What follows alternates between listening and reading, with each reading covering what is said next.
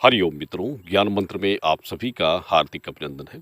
मित्रों, पिछले वर्ष में हमने कुछ लोगों को वैवाहिक योग के संबंध की जानकारी दी थी, जिसमें उसमें कई लोगों का ये था कि विवाह की बाधाएं थी, यानी विवाह उनका नहीं हो रहा था, रिश्ते नहीं बन रहे थे और कुछ उपाय हमने उन जानकारियों के साथ बताए थे। तो जैसे कुछ लोगों ने अपनी जन्म तिथि यानी जन्म लग्न के अनुसार जानकारी ली थी, तो उसके हिसाब से हमने उनको जानकारी और कुछ उपाय बताए थे।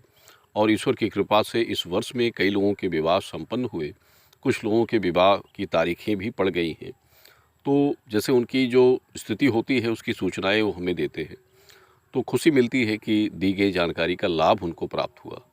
देखिए, किसी भी स्त्री पुरुष के विवाह में कोई बाधाएँ जैसे आ रही हैं, विवाह नहीं हो रहा है, शादी टूट जा रही है या अन्य कोई भी समस्या होती है, तो उसके लिए मुख्य रूप से जन्म तिथि का देखा जाना अनिवार्य होता है।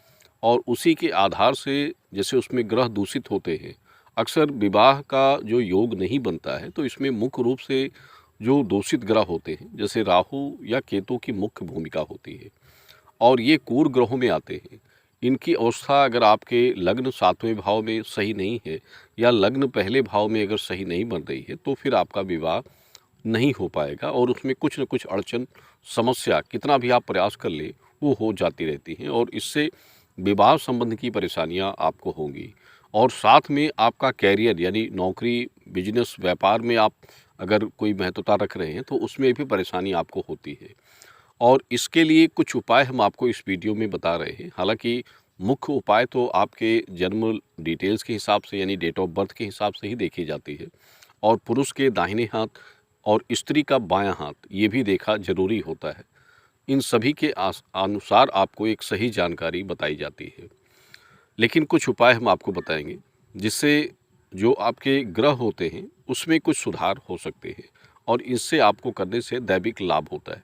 सबसे पहले तो ये आपको ध्यान रखना चाहिए कि जिनका विवाह नहीं हुआ है और विवाह की अवस्था उनकी हो गई है, यानी एक युवा अवस्था हो गई है, तो कभी भी आपको भगवान शिव, कृष्ण और भगवान श्री राम की अकेले प्रतिमा की पूजा नहीं करनी चाहिए, ये ध्यान रखें। यानी युगल पूजा करें, जैसे भगवान शिव के साथ पार्वती हो, तब उनकी पूजा करें। भगवान राम के साथ सीता माँ हो, तब उनकी पूजा करें। भगवान कृष्ण के साथ राधा हों, तब उनकी पूजा करें। यानी दोनों युगल होने चाहिए, एक साथ होने चाहिए। अकेले भगवान की पूजा उनको नहीं करनी चाहिए। ये बात सदैव आप ध्यान रखें। जिनका विवाह नहीं हुआ है, यानी विवाह की अवस्था हो गई है और उस दरमियान आपको इन अवस्था में ऐसे पूजा नहीं करनी चाहिए, युगल पूजा करें।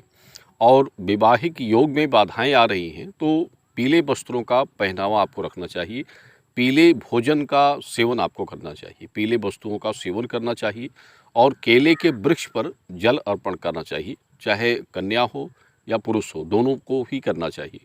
पुराने बरगद का वृक्ष आपके घर के आसपास या कुछ दूर पर हो, यानी वट वृक्ष जो होता है, पुराना बरगद का वृक्ष, उनकी परिक्रमा और पूजा आपको करनी चाहिए। ये बृहस्पतिवार के दिन करें और वट वृक्ष की पूजा आपको रविवार के दिन या पूर्णमासी के दिन करनी चाहिए। कम से कम 3 पूर्णमासी के दिन आपको बरगद की वृक्ष की पूजा करनी चाहिए। तांबे के बर्तन में रात्रि में आपको चाहिए कि एक तांबे का लोटा लीजिए, उसमें जल रख दीजिए, रात भर जल वो रखा रहे। सुबह उसमें थोड़ा-सा गंगा जल डालकर भगवान विष्णु को अर्पित करें, यानी भगवान विष्णु को जल आचमन करें उसका और उनको धूप अगरबत्ती दें। इससे आपके वैवाहिक योग की अड़चनें, बाधाएं जो होती हैं वो दूर होती हैं। अक्सर स्त्री का बृहस्पति और पुरुष का सूर्य कमजोर होने पर भी विवाह की बाधाएं होती हैं, यानी उनका विवाह नहीं हो पाता है। और 7वें भाव में यानी सप्तम भाव में आपके राहु, केतु या शनि की दृष्टि प्रभावित है, यानी सही दशा नहीं है, तब भी उस जातक का विवाह नहीं होगा, परेशानियां उसके जीवन में आएंगी। और काफ़ी जैसे कुछ लोगों के साथ ये होता है कि रिश्ते बन जाते हैं और आधे रिश्ते बनने के बाद अचानक से कोई समस्या होती है, रिश्ता टूट जाता है।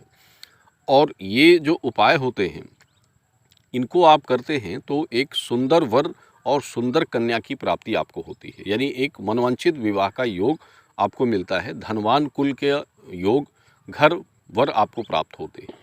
तो इस प्रकार की चीज़ें आपको करनी चाहिए और व्यक्तिगत जैसे कोई जानकारी आपको चाहिए, तो उसके लिए आपको अपनी जन्म डिटेल्स हमें बतानी होती है, उसके आधार से हम आपको एक सही जानकारी और उचित उपाय बता सकते हैं और मुख्यतः इन उपायों से लाभ आपको प्राप्त होता है। और देखिए, ग्रह के अनुसार एक सही उपाय यानी केतु, राहु ग्रहों के हिसाब से जो उपाय बनते हैं, उनको आपको करना चाहिए। अगर आप करते हैं, तो निश्चित रूप से हमारा एक विश्वास है कि 101% आपका जो भी आपकी वैवाहिक योग की बाधाएँ, समस्याएँ आती हैं, उनमें आप सफलता प्राप्त करते हैं।